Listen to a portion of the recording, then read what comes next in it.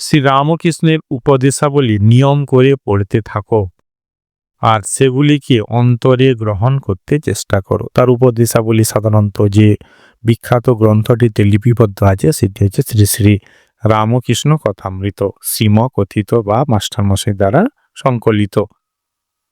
তো সেই উপদেশাবলী নিয়ম করে পড়তে বলছে আর সেগুলোকে অন্তরে গ্রহণ করতে, মুখস্থ করা, অন্য সময় কথার মাঝখানে কোট করে অপরকে মানে করে দেওয়া যে আমি অনেক কিছু পড়েছি বা জানি, ওইটি উপর জোর না দিয়ে বলছে অন্তরে গ্রহণ করতে চেষ্টা করো। তিনি কি বলেছেন, কিভাবে জীবনযাপন করতে বলেছেন সেই ব্যাপারে। অষ্টম ৮ নম্বর বাণী। জাগ্রত অবস্থাতেই জীবনযাপন করো, কর্ম করো ও তোমার চরিত্র গঠন করো। শ্রীরামকৃষ্ণ প্রসঙ্গ ও তার উপদেশ বন্ধু বান্ধবদের মধ্যে আলোচনা করা ভালো। এখানে জাগ্রত অবস্থা কেন বলেছে? আমরা তো জাগ্রত অবস্থাতে থাকি, ঘুমিয়ে তো থাকি না, কিন্তু জাগ্রত অবস্থা থাকলেও আমরা সচেতন নই।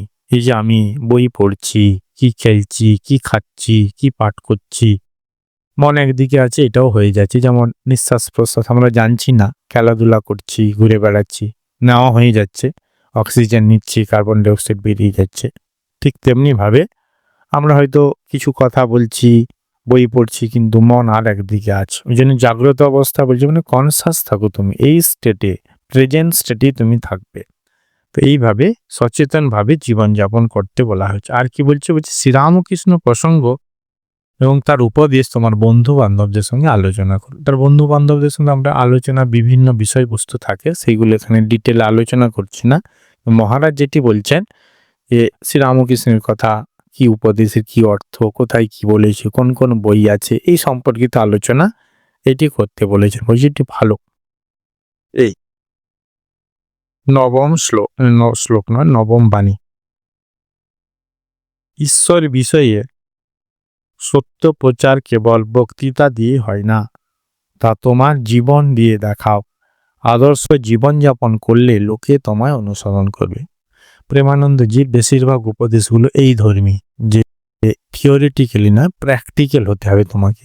কিছু শুনলে, শোনা খারাপ নয়, কিন্তু শুনে চুপ থেকো না, সেইভাবে জীবনটি গড়ে তোলো। শোনা ইম্পর্টেন্ট ঠিকই, কিন্তু জীবন গড়ে তোলা তার চেয়ে আরও বেশি ইম্পর্টেন্ট, তার উপরে জোর দেওয়া। একবার শুনে তার সেইভাবে জীবনটি গড়ে তোলে। এটি বারবার তিনি তার অন্যান্য উপদেশগুলো তো আমরা দেখব জোর দিয়েছেন জীবনযাপনের প্রতি। এখানে তিনি এই কথাই বললেন। দশম বাণী। নিয়মিত শ্রী শ্রী রামকৃষ্ণ কথামৃত পাঠ করো। আগে আমরা বললাম ঠাকুরের উপদেশ, এই কথাটি। এতে ভাগবত ও গীতা পাঠের মতোই ফল পাবে। স্বামীজির চিঠিপত্র ও বক্তৃতা বলিও পড়ো। এগুলির মধ্যে এক অন্তর্নিহিত শক্তি আছে যা পাঠকের মধ্যে প্রেরণা যোগায়। তো এই বাণীটির বিশেষত্ব হচ্ছে কি? ঠাকুরের কথা তো আমরা অন্য বাণীতে বললাম, কথামৃত পড়ার কথা। এখানে স্বামীজির চিঠিপত্র, বক্তৃতাবলী পড়বার কথা আছে। স্বামীজির যে পত্রাবলী, সেখানে অনেক চিঠি আছে, প্রায় 550 মতো। তো সেই চিঠিগুলো পড়বার কথা বলা হয়েছে। এবং তার হচ্ছে বক্তৃতাগুলি, স্বামীজির বক্তৃতার যে বিষয় লিপিবদ্ধ আছে। বাংলা বইটির নাম ভারতে বিবেকানন্দ, ইংরেজিটা সেটা হচ্ছে lectures from Colombo to Almora. সেখানে স্বামী বিবেকানন্দের বক্তৃতাগুলো অত্যন্ত বিশদভাবে বর্ণিত আছে সেই বইটিতে।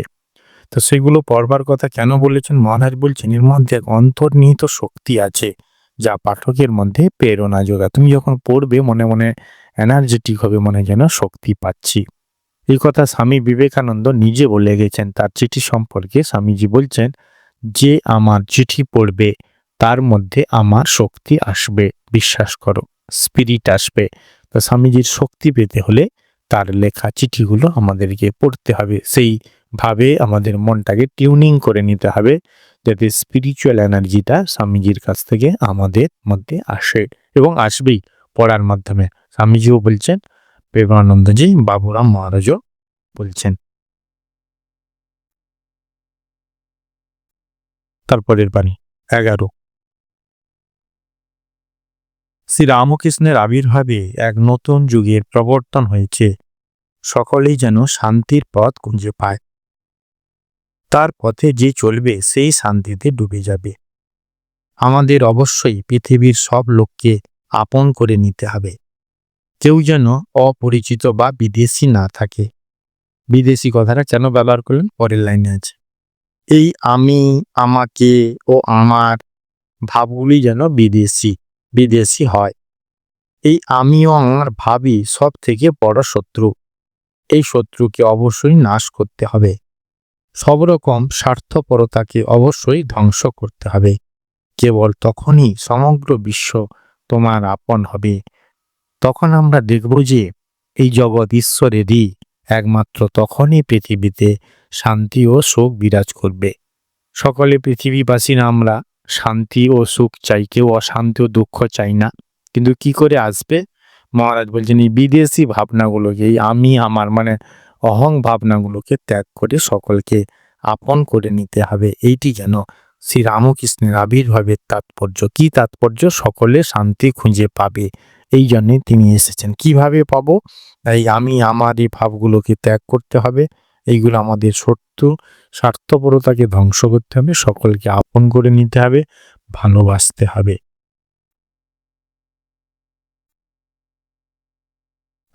11 হলো 12 12 নম্বর বাণী।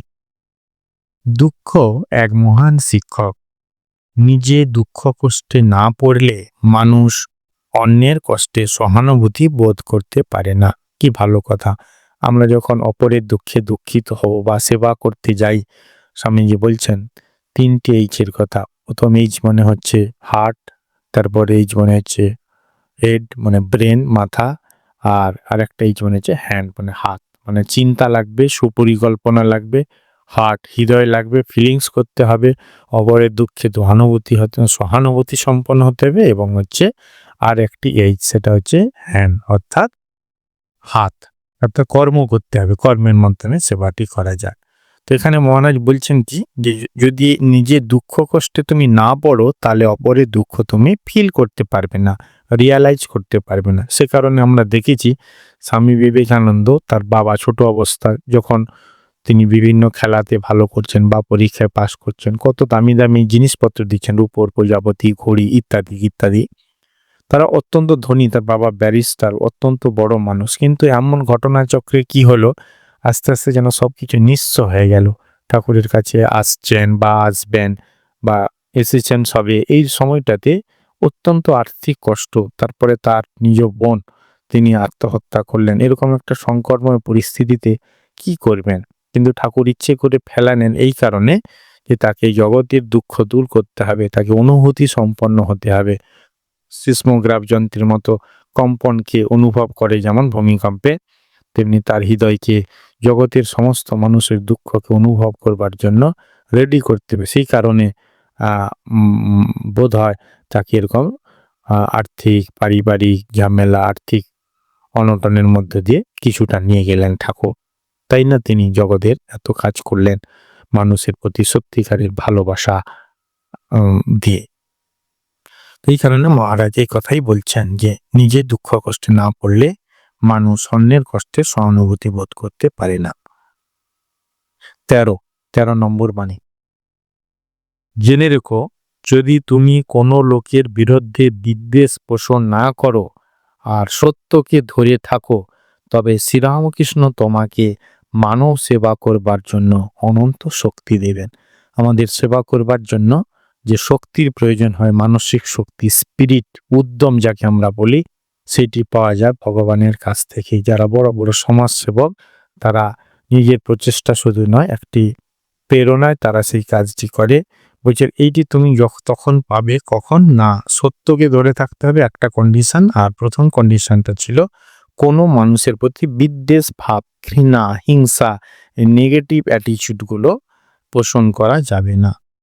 সামনাসামনি তো নয়, অন্তরে তো নয়, কোনোটাই নয়। ওনাকে সামনাসামনি বকে দেয়া, বকুনি দেওয়ার অ্যাভয়েড করে, মানে বোঝা যায় তার হাব ভাবে যে সে তাকে বিদ্বেষ করছে। কিন্তু অনেকে সেটাতে না বোঝা গেল মনে মনে একেবারে তার প্রতি একটা ক্রূর যে চিন্তা, মানে একেবারে ধ্বংসাত্মক চিন্তাগুলো প্রেরণ করে, সেটা কখনই করা যাবে না। এবং তার পাশাপাশি সত্যকে ধরে থাকতে হবে। তখন শ্রীরামকৃষ্ণ সেই এনার্জিটি দেবেন, যার দ্বারা আমরা মানব সেবা করতে পারবো। এটি মহারাজ বললেন। 14 নম্বর শ্লোক। এই বাণী এইটি তিনি একটি গৃহস্থ ভক্তকে দিয়েছেন। কি সেটি? এমন একটি কাজ করে দেখো যাতে তোমার আরো বেশি রোজগার হয়। গৃহস্থ ব্যক্তি টাকা পয়সা লাগবে, সংসারে যতদিন বাঁচতে হবে ততদিন টাকার দরকার, কিন্তু সদুপায়ে টাকা রোজগার করবে যাতে লোকের কল্যাণ হয়। অসৎ উপায়ের কাছে কখনো নিচু হবে না। সব দুর্ভাগ্য ও কষ্টভোগের একটি মূল কারণ হলো অসৎ হয়ে যাও। টাকা রোজগার করা খারাপ নয়, খারাপটি হচ্ছে অসৎ উপায়ে টাকাটি রোজগার করা। এইটি মহারাজ বলছেন জীবন ধারণের জন্য প্রয়োজন আছে সকলেরই, তাই যাতে সৎ উপায়ে রোজগার করা হয়, রোজগার করে তার জন্য মহারাজ এই উপদেশটা দিচ্ছেন। যদি অসৎ উপায় করে লাভ কি হবে? লাভ তো কিছুই হবে না, যেটি হবে সেটি হচ্ছে অত্যন্ত কষ্ট ভোগ হবে, সেটি আমাদেরকে ভোগ করতে হবে। তো সুতরাং কেন আমরা কষ্ট ভোগ করব? ওই জন্য সৎ হতে বলছেন। তারপরের বাণী এইখানে মহারাজ প্রার্থনা করেছেন কথা প্রসঙ্গে, বলছেন যে ঈশ্বরের আশীর্বাদ তোমার উপর বর্ষিত হোক। কথা বলতে বলতে তিনি নিজের কথা ভুলে ঈশ্বরের কথা এত তার ভালো লেগে গেছে ভক্তদের প্রতি, তিনি বলছেন যে ঈশ্বরের আশীর্বাদ তোমার উপর বর্ষিত হোক। এটা তিনি আশীর্বাদও করলেন, প্রার্থনাও করলেন। 16 নম্বর বাণী। তোমার যা কিছু প্রয়োজন বোধ হবে তার জন্য শ্রীরামকৃষ্ণের কাছে প্রার্থনা জানাও। তিনি সকলের অন্তরে থেকে সকলের প্রার্থনা শোনেন। তাহলে কিছু প্রয়োজন হলে আগে ঠাকুরের কাছে গিয়ে বলতে বলছে আন্তরিকভাবে। সেটা কি প্রয়োজন হতে পারে? জাগতিক, আধ্যাত্মিক, মানসিক যা কিছু প্রয়োজন মহারাজ বলছেন ঠাকুরকে তুমি এটা জানাও। আর তিনি সকলের অন্তরে থেকে সকলের প্রার্থনা শুনলেন। বলছেন যে ভগবান শ্রীরামকৃষ্ণ দেবের বাণী আছে, তিনি পিঁপড়ের চলার শব্দ শুনতে পান। আমরা এ পর্যন্ত কেউ পিঁপড়ের চলার শব্দ শুনতে পাইনি। এত নীরবে, এত তার ডেসিবেল কম, 65 তো নয়, অনেক কম, যে কারণে আমাদের কানে শ্রুতিগোচর হয় না, শোনা যায় না। ঠাকুর বলছেন ভগবান হচ্ছে পিঁপড়ের পায়ের চলার শব্দ শুনতে পান।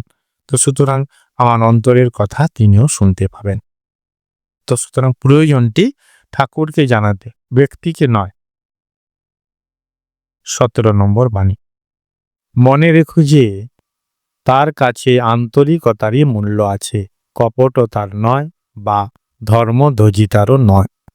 এটা যেন আন্তরিক হলে তিনি শুনবেনই শুনবেন। শ্রীরামকৃষ্ণদেব আশ্বাস দেব যে আন্তরিক মানে সত্যিকারে, সেখানে কোনো কোনো মিথ্যা নেই। একটি মা তার রোগগ্রস্ত সন্তানের জন্য আকুতি মিনতি করছে ডাক্তারবাবুকে, সেইটা ফলস নয়, সত্যিকারই মানে একবারে প্রাণটা গলে যাচ্ছে, কি কোনো একটা হিংস্র পশুর হাত থেকে তার ছেলেটাকে বাঁচাবে।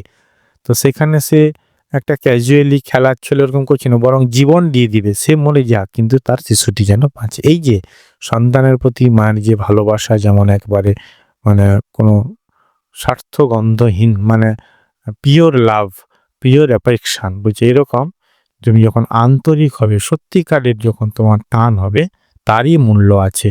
দেখানো, কথার কথা, বুলিয়া উড়ানো, বলতে হয় বলা, ধর্মধ্বজিতা, এইগুলোর মূল্য নেই। এটি মহারাজ বলছেন তার কাছে, মানে ভগবানের কাছে, ঈশ্বরের কাছে। 18 নম্বর বাণী। ধর্মজগতে শুধুমাত্র কথায় কোনো প্রকৃত কাজ হয় না। যেটা একটু আগে বললাম যে মহারাজের বাণীগুলো প্র্যাকটিক্যাল ধর্মী, এই বাণীতেও সেই কথায় পুনরাবৃত্তি আছে। ধর্মজগতে শুধুমাত্র কথায় কোনো প্রকৃত কাজ হয় না, ধর্ম অভ্যাস করতে হয় জীবনের ও প্রাণের সমস্ত শক্তি দিয়ে। প্রাণেরও শক্তি, প্রাণই তো শক্তি, আর জীবন তো বটেই, শারীরিক, মানসিক, আত্মিক সমস্ত ধরনের শক্তি দিয়ে ধর্ম অভ্যাস করতে হয়। তুমি যদি কথা বলার যন্ত্রের মতো আমাদের শাস্ত্রগুলির মৌখিক পুনরাবৃত্তি মাত্র করেই ক্ষান্ত থাকো, তার বেশি কিছু না করো, তবে তুমি কখনো ধর্মের কণা মাত্র লাভ করবার আশা করতে পারো না। শাস্ত্রপাঠ আমরা করি, কোন শাস্ত্রে কি বাণী আছে, পেজ নম্বর কত, এইগুলো আমরা মুখস্থ করি, কখনো কখনো কোট করে থাকি, লিখতে গিয়ে বলতে গিয়ে লাগে, কিন্তু এইটাই সব নয়। এইটি খুবই গৌণ, সেকেন্ডারি। তোমার কাজ হবে সেই শাস্ত্র অনুযায়ী জীবনটিকে গড়ে তোলা। শাস্ত্রের উপদেশ হোক, বাণী হোক, নির্দেশ হোক, সেই অনুযায়ীটি, এবং তাতে শুধু শুধু গড়ে তোলা কীরকম ইম্পর্টেন্স দিচ্ছেন, ট্রেস দিচ্ছেন মহারাজ, জীবন এবং প্রাণের সমস্ত শক্তি দিয়ে। তবে তুমি ধর্মপথে এগিয়ে যেতে পারবে।